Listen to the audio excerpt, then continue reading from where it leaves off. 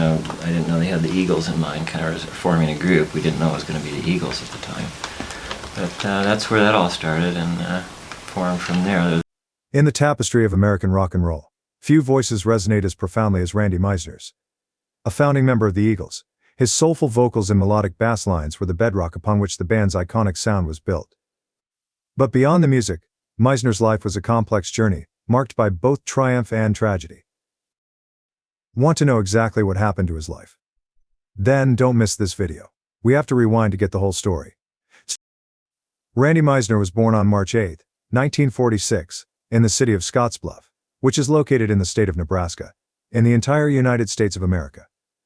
Randy Herman Meisner was the name he was given at birth. In Meisner's formative years, the melodies of his mother's singing and the influence of his maternal grandfather, George Horn, who was a violin instructor, had a significant role in shaping his musical sensibilities. Meisner was brought up in a familial culture that was rich in musical expression. Randy, the only son of farmers Herman and Emily Meisner, and the second child in their family tree, was surrounded by the rich legacy of their vulgar German background by virtue of the fact that he was the only kid in their family tree. Carol, who was his elder sister, was also a member of this surrounding atmosphere. Due to the fact that they spent their youth on a farm, where they farmed crops such as corn, beans, alfalfa, and sugar beets, they had a strong agricultural background. Because he was able to see Elvis Presley's breathtaking performance on The Ed Sullivan Show, when he was 10 years old, he had a strong ambition to pursue a career in music. After that, he went on to pursue a career in music.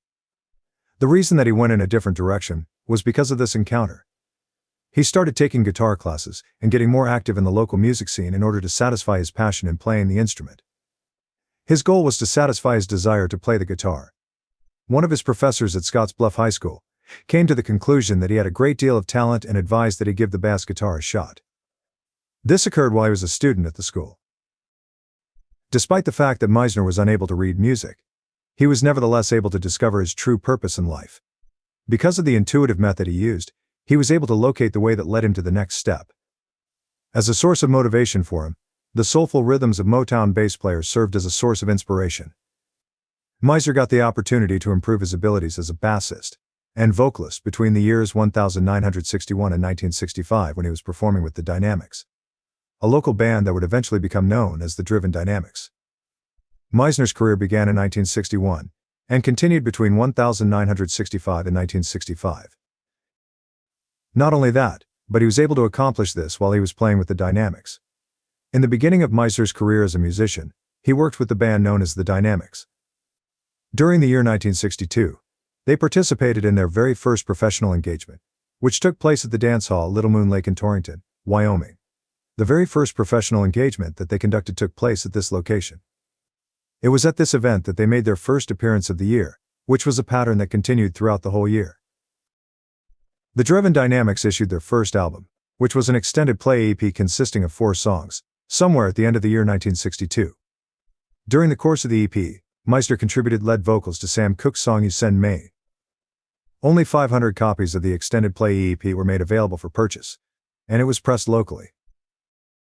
Having signed a recording deal with Sully Records prior to the month of August 1965, the band had already recorded 3 tracks by the time the month arrived. Meisner had been the primary vocalist on 2 of the tracks, one of which being the song So Fine, which became so famous in the southeastern part of the United States that it became quite successful there. Meisner had been the main vocalist on both of the tunes. Together with the Soul Survivors, a band that would eventually be renamed the Paw, Meisner set off on a trip to California in the beginning of 1966. The Soul Survivors would later become known as the Paw. During his stay there, he was able to make it through a difficult living situation that required him to take a variety of odd jobs in order to achieve financial stability. Charlie Green and Brian Stone, 2 persons who had previously managed bands such as Buffalo Springfield and Sonny and Cher, were in charge of managing the Paw. They had their previous experience in the music industry. Despite the fact that the Paw issued singles on Loma York and Decca Records between the years 1966 and 1967, the reception to these records was not very favorable. To give you an example, She's Got the Time, She's Got the Changes was one of the songs that they had released. The concept was initially conceived by Barry Friedman, and it was subsequently included into the film Hell's Angels on Wheels, which was released in the year 1967. While the Paw continued on their voyage, They were fortunate enough to get a gig at the Salvation Club in New York City during the summer of 1967. The show was a huge success for them. The performance in question took place in the year 1967, respectively. In addition, they were present in order to fulfill the role of opening act for the Jimi Hendrix Experience, which was held over the course of a period of 2 weeks. However, the event did not measure up to their expectations since they were only given a few opportunities to perform, and they had a difficult time convincing management to authorize funds for their return flight. It was a disappointing experience for them. Furthermore, the experience did not meet up to the standards that they had already set for it. Revola included Comeback Baby as one of the tracks on the compilation CD of the Paw's music that was published in 2003. The CD was a compilation of several songs by the Paw. Reverend Ola was the one who put together the CD at the time. Meisner is the one who penned this tune, which is intended to be published as a single. It was in the month of May in the year 1968 that Meisner joined Poco. He joined forces with Rusty Young, Richie Fuhr, and Jim Messina, all of whom had previously been contributors to Buffalo Springfield. Meisner became a member of Poco immediately after the completion of an audition in which Meisner had participated with Timothy B. Schmidt. This particular stage was carried out. The band's first album, which was named Pickin' Up the Pieces, had contributions from Meisner, who was a member of the band and contributed to the record. On the other hand, he left the band nearly soon before the record was made accessible to the general audience. It was the fact that Messina and Fire were the only ones that participated in the final mix playback sessions that was the primary source of his dissatisfaction, which ultimately led to his decision to resign from his post. Because of this, his image was removed from the artwork that was affixed to the cover of the album, and a dog was used in its stead. This was done as a consequence of the situation. It is essential to call attention to the fact that his bass lines and backup voices were still integrated into the mix. While this was going on, George Grantham took up the duties of performing and claimed responsibility for his lead vocals. When Meisner joined Rick Nelson's Stone Canyon Band in April of 1969, he was an advocate for the employment of his old comrades from the Paw, Alan Kemp on guitar and Pat Shanahan on drums. Meisner was a member of the Paw. There was a member of the band named Meisner. Meisner was a member of the band that Rick Nelson sang with. Meisner was also a member of the band. The arrival of Tom Brumley, a pedal steel guitarist who had previously been a member of Buck Owens' band, ultimately resulted in the effective completion of the lineup. The introduction of Brumley was an important contribution to the story. To mention just 2 instances, Meisner has contributed to a multitude of albums, including Rudy V and Ann in Concert at the Troubadour 1969. These are just 2 of the many albums that he has worked on. Furthermore, he had a significant role in the documentary titled Easy to Be Free, which was made by David Nelson, who is Rick Nelson's brother. David Nelson was also the director of the film. A documentary was produced by David Nelson, who was the one who made it. The tour that the Stone Canyon Band went on in 1969 was the subject of this movie, which detailed the tale of the tour. Meisner was engaged in the composition of one of the songs on Nelson's Garden Party, which was titled I Want to Be With You. Despite the fact that he did not make an appearance on the show, Meisner was involved in the song's composition. On the record, Meisner did not appear as a player. Furthermore, he continued to work as a session musician, contributing his bass-playing skills to songs for projects such as Waylon Jennings, singer of Sad Songs, and James Taylor's Sweet Baby James CD. He was also involved in the production of a number of other albums. In addition to that, he preserved his career as a session musician. In the spring of 1970, Meisner made his way back to Nebraska after completing a difficult tour of Europe with Nelson and the Stone Canyon Band. The tour had been a challenge for Meisner. Almost immediately after his return, he was successful in securing a position at the John Deere tractor dealership that was situated in the neighborhood. It was a band called Gold Rush that he was a part of, and performed with as the night proceeded. Gold Rush was the name of the band. Additional members of Gold Rush included Stephen A.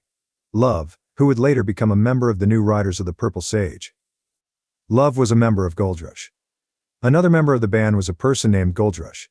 During the latter half of that year, Meisner relocated back to Los Angeles with the intention of pursuing a career in the music industry. The choice to proceed with this attempt was decided when he obtained Nelson's support on his endeavors. During the time that he was working on the development of Gold Rush, he was also a member of the Stone Canyon Band, and participated in recording sessions for artists such as Jon Stewart, Compton and Bato. Furthermore, he was also working on the development of Gold Rush. He was able to successfully juggle all of these diverse work responsibilities. In the middle of 1971, John Boylan had persuaded Meisner to become a member of the band of backup musicians that Linda Ronstadt was performing with. Meisner was a member of the band. As an additional point of interest, Don Henley, Glenn Frey, and Bernie Leiden were all part of this contingent. As time went on, each of these three individuals would eventually become members of the Eagles as members of the band. Meisner, Henley, Frey, and Leiden, the four persons who would eventually become the Eagles, got together in September of 1971 to establish the band themselves. This was the beginning of the Eagles. The band soon earned a substantial amount of prominence after signing with David Geffen's newly created record company, Asylum Records, and releasing their debut album, which was simply titled Asylum Records in 1972. Both of these events occurred in the same year. Although Meisner was primarily responsible for bass duties and supplying supporting vocals, he also made important contributions to the composition of the band as well as the lead vocals. In addition, he was the lead vocalist for the band. Take It to the Limit, which became the band's first single to sell 1 million copies, and Try and Love Again were two of the songs that he was responsible for composing, co-writing, or providing lead vocals for during the first 5 albums that the Eagles released. He was also responsible for the composition of a number of other songs. Both of these tunes are only 2 of the many. Additionally, he was involved in the composition of these songs, as well as the co-writing and singing of the lead vocals. He also contributed to the composition of the songs. On top of that, Meisner collaborated with Frey and Henley on the composition of Certain Kind of Fool, which provided him with the opportunity to demonstrate his range and ingenuity within the band's extremely dynamic lineup. During the tour that was undertaken in 1976 to 1977, to promote the record Hotel California, Meisner had health issues and weariness as a result of the extensive amount of traveling that the band did over the course of more than 11 months. The tour was held in order to promote the album. During the performance of Meisner's hallmark song, Take It to the Limit, he unexpectedly found himself in a situation in which he was unable to fulfill the standards that were set out by the band. The conflict between his desire to shun the limelight and his drive to compete for attention was most visible during such performances. He wanted to avoid the spotlight whenever possible. The confluence of his health difficulties, personal troubles, and tensions within the group led to a confrontation with Glenn Frey, a member of the band, that took place behind the scenes. This encounter took place after the group had been experiencing conflicts. Meisner took the tough decision to cease performing with the Eagles after the tour had come to a conclusion. Due to the fact that he was experiencing feelings of marginalization and loneliness, he made this decision. It was on September 3, 1977, in East Troy, Wisconsin, when he gave his last concert with the band. The date was September 3. After Meisner left Poco, the Eagles made the choice to replace him with Timothy B. Schmidt, who had previously performed in his place. Schmidt had previously been Meisner's former replacement. The Eagles' lineup will remain stable for a considerable length of time in the future as a result of this decision, which will ensure that everything stays the same. In September of 1977, Meisner submitted his official resignation from the Eagles, claiming weariness as the reason for his desire to leave the band. Despite the fact that there is a doubt around whether or not he refused to perform Take It to the Limit at a concert, Meisner indicated that the tensions and fights that were occurring inside the band were behind him. The fact that the band was going through an internal struggle did not prevent him from making this statement. In spite of the fact that he declined to return for a third encore, it has been indicated by reports that contradict each other that he did, in fact, sing the song himself. After Meisner left the Eagles, he went on to pursue a career as a solo artist, releasing albums such as Randy Meisner in 1978 and One More Song in 1980. Meisner's release of these albums marked the beginning of his solo career. After Meisner left the Eagles, both of these albums were released. This occurred after Meisner's departure from the band. Meisner ultimately said that his album, which was released in 1978 and was co-produced by Alan Brackett, was not planned to its maximum potential, despite the fact that it was received with a variety of responses due to its release. It should also be noted that Brackett was engaged in the creation of the record. Meisner contributed to the composition of one of the songs that were featured on the album, in addition to playing bass on one of the tracks that were included on the album. A new take of the song Take It to the Limit was featured on the album, and it was a song that was featured on the album. He was forced to produce one album for Elektra Records before he could pursue his own artistic development. This was done so that he could fulfill the duties that were outlined in his contract. In the next sentence, he elaborated on the fact that this commitment was essential for him to fulfill his duties. The album One More Song, which was released in 1980, and was produced by Val Garai, served as a showcase for Meisner's songwriting abilities, which were on full display throughout the entirety of the record. Meisner was involved in the writing of 6 of the 9 songs that were included on the album. A total of 9 tracks were included. During the recording process of the album's title track, Don Henley and Glenn Frey, 2 of his former comrades from the Eagles, contributed background vocals to the song. At the beginning of the 1980s, Randy Meisner and the Silverados, Meisner's band, embarked on a tour. It was Meisner and his band that was on the road. Don Francisco performed drums and supplied background vocals, There's Heston contributed background vocals, and Greg Palmer played bass. Todd Smith played guitar, Sterling Smith played keyboards, and Greg Palmer played bass. Sterling Smith played keyboards. There were a total of these musicians that comprised the band. Meisner was the member of the band who was responsible for providing the primary vocals. His second studio album, which was published by CBS in 1982, and was titled Randy Meisner, continued in his footsteps. It was released in 1982. Mike Flicker, who is maybe most known for his work with Heart, was the one responsible for producing this album. The name of the studio is also derived from him. The Wilson sisters were among the members of Heart, who took part in the project when it was being recorded at Kendon Recorders in Burbank, California. The album was recorded at the same time as the Wilson sisters. Dixon House would play keyboards, Denny Carmes would play drums, Tom Rock would play bass, and John Corey would play guitar in the reorganized lineup of the Silverados. It was decided that John Corey would play guitar. One of the songs that was successful in reaching the top 40 on the list was Never Been in Love, which was written by Craig Bighart. This song was one of the other songs that made it to the top 40. Meisner decided to become a member of the all-star band Black Tie in the year 1985. Other members of the band were Jimmy Griffin of Bread and Billy Swan. Meisner was a member of the band with whom he was associated. Their rendition of Buddy Holly's song Learning the Game became a huge smash on country radio in the United States. The song was originally sung by Buddy Holly.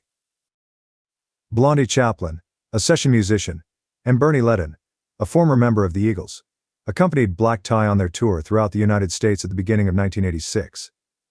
It was around this time that Black Tie began their voyage across the country. When the Night Falls was the name of the album that they released together in the year 1990, and it was released in the same year that it was released. After everything was said and done, Jimmy Griffin made the decision to retire from the band, and Charlie Rich Jr. was appointed as the new permanent member of the band. As a consequence of this, the band made the decision to alter their name, and they are now known as Meisner, Rich, and Swan or Meisner, Swan or Meisner, Swan and Rich. However, despite the fact that they embarked on extended tours during the 1990s, and produced an album that was made available to the general public on September 11, 2001, they were not able to garner a large amount of attention at the time. In addition, Meisner collaborated with Rick Roberts, a former member of the band Firefall, which resulted in the formation of a band that went on tour under the name Roberts Meisner Band. This collaboration took place between the years 1987 and 1989. Together with Rick Roberts, Meisner formed this band as a result of their partnership. The band consisted of drummer Ron Grinnell, guitarist Bray Gellia, and vocalist Kerry Park. Kerry Park was the primary guitarist, while Bray Gellia was the principal guitarist. Despite the fact that they produced a large number of recordings, record companies did not show the same level of interest as they had hoped they would. In 1989 and 1990, Meisner rejoined Poco, which was around the period that the band was traveling and recording their album Legacy. During this period of time, the song Call It Love had already established itself as a hit that was ranked in the top 20 in the United States industry rankings. Nothing to Hide, which was also developed by Richard Marx, featured him as the principal vocalist for the band. In addition to being a successful album for the band, Nothing to Hide was further developed by Richard Marx. On the other side, Meisner made it known to the public that he was dissatisfied and saddened by the fact that he was not involved in the Eagles' Hell Freezes Over tour, which was a relaunch tour that took place in the year 1994. During an appearance with the television show American Journal, Meisner stated that he had made an effort to get in touch with Irving Azoff, the manager of the band, when he became aware of rumors surrounding the prospect of the band getting back together. Meisner's statement was made in response to the fact that he had been aware of the reports. Nevertheless, he was not successful in doing what he set out to do. The fact that he was not recognized for his contributions on 6 of the band's albums, to which he had made musical contributions, was the source of his unhappiness. He expressed his opinion, "You'd think that you would be mentioned if you helped with 6 of the albums, but however, they act as though I never even played with them."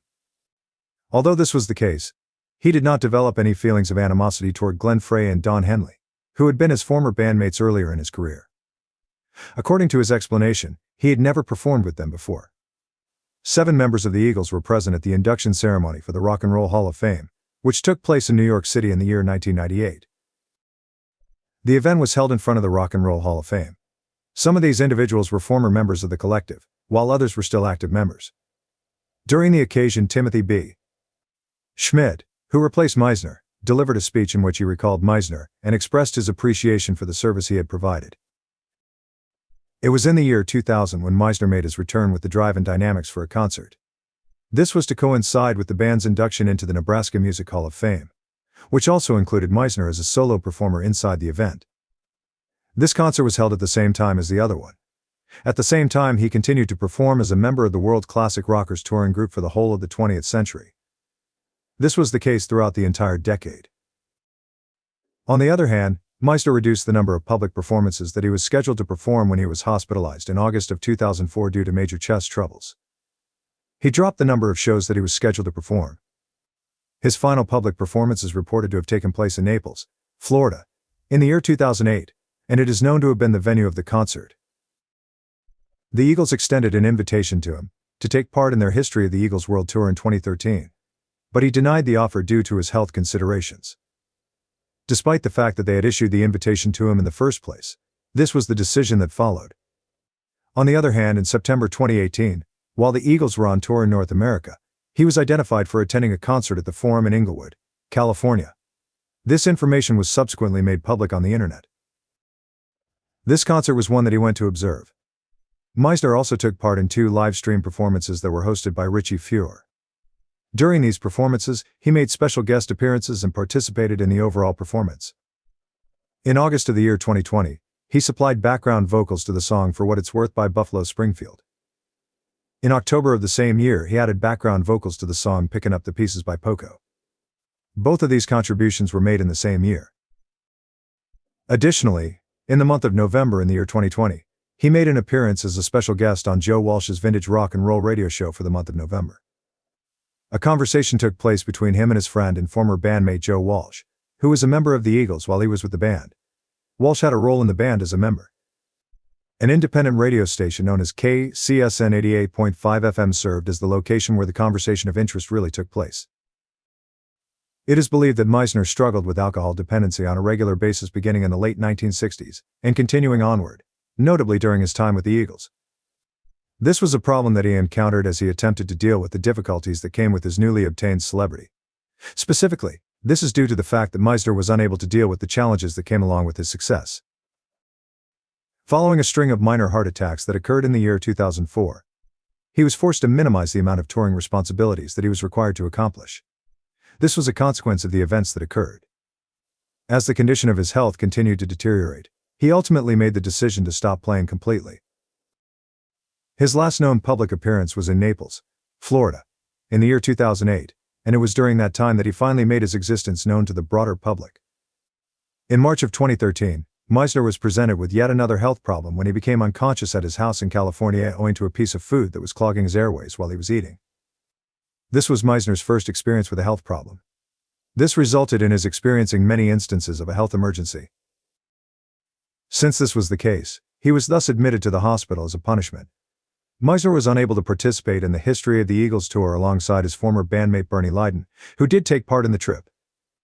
Meisner had been in a coma for a period of time, which affected his ability to participate in the tour.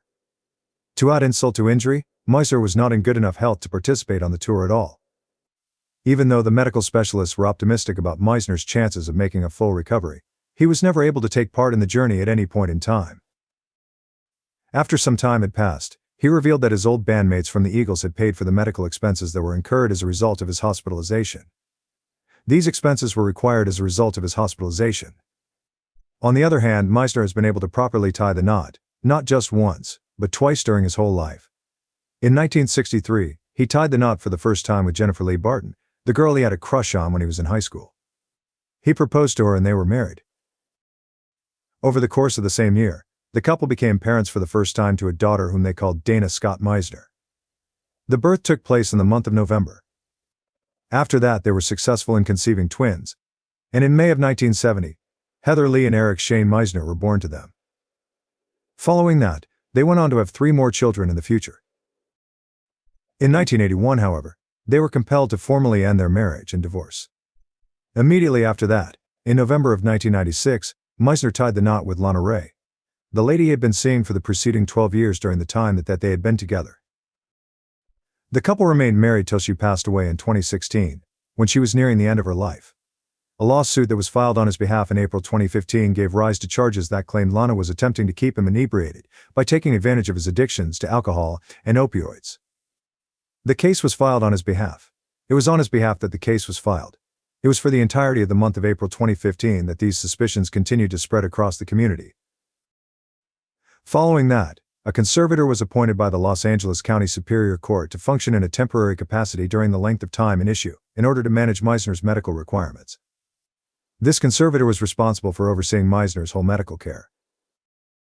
However, on March 6, 2016, Lana was tragically shot and killed at their home in Studio City, California, as a result of an accidental discharge of a gun that she was carrying. Her death was a devastating loss for the family. The event took place on the day when she was carrying the firearm around the streets. In spite of the fact that Meisner was there in a different part of the home at the time of the occurrence, he did not take part in the incident in any way, shape, or form. As a consequence of the occurrence, he was placed in the care of a psychiatric facility because he had earlier declared his intention to commit suicide, and there were concerns over his mental health. Randy Meisner, who had reached the age of 77 at the time of his dying, passed away in Los Angeles on July 25, 2023 as a result of complications that were associated with chronic obstructive pulmonary disease. As a result of these complications, Randy Meisner met his end. The compassion and generosity that Meisner displayed on a daily basis was something that a great number of individuals who knew him will remember with fondness. Rick Roberts, Don Felder, and James Taylor all lauded him as one of the most delightful people they had ever had the opportunity to collaborate with inside their professional communities. In the past, all of these people have collaborated on projects together. It was pointed out by Don Henley that Meisner's shyness made it difficult for him to perform at Berlin, despite the fact that he possessed a great deal of ability. It was Meisner's passion to perform. Meisner is said to have a large heart and a soul that is brimming with love, as stated by Felder. Meisner is revered by many people. The photographer Henry Diltz, who took a significant number of photographs of Meisner, brought attention to the modest and serene manner that he possessed. According to Diltz, Meisner was born under the sign of the Pisces, and he was known as a kind and outgoing individual. Thank you for watching. See you next time with another famous voice.